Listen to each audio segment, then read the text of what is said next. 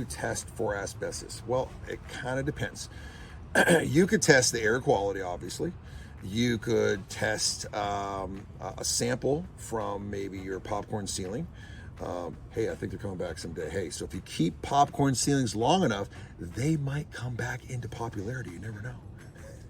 And the other way would be you could take a sample from maybe ductwork or something like that, or wrapping some pipes. You need to be careful. What we're concerned with is it becoming airborne, so we don't want to be disturbing it and then spreading it all around. We want to be really careful in how we take those samples. And then you're going to send those samples to a lab, and the lab is going to test them and tell you whether or not you have a measurable amount.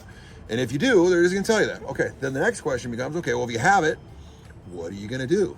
Well, if you've got asbestos in your flooring versus you got asbestos in your siding versus you have asbestos in your roofing versus you have asbestos in your ceiling, or you have asbestos in your duct wrap or something like that, or your piping wrap.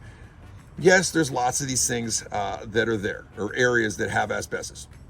Asbestos undisturbed in and of itself isn't necessarily a bad thing. I'm sure that there's plenty of people that would come out there and try to scare you and tell you that you got to do this and that and the other thing.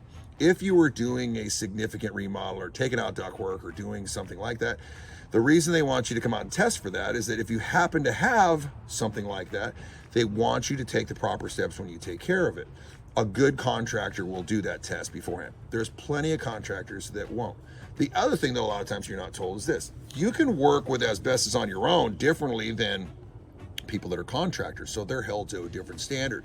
Does that mean that you're dismissive about it? No. It just means that it's an important distinction. Contractors are supposed to know. You guys don't know, but even if you did it on your own, it doesn't mean you can't do it on your own, so don't feel like you can't. For me, if you were going to do it on your own, I would just say, hey, take the proper precautions, talk to some professionals, do some research, and if you feel like you're able to do it, it doesn't make you a bad person because you chose to do it. On the other side of the coin, if you want to do it right, obviously calling the right people with the right tools and the right experience can come in there and properly take care of and keep everybody safe. So there's a lot of ways of looking at it. The bottom line is taking a sample, sending it into a lab, they give you the results, and then you determine whether or not what you have, if you're going to be interacting with it, what are you going to do, and what are the proper ways to interact with it. All right.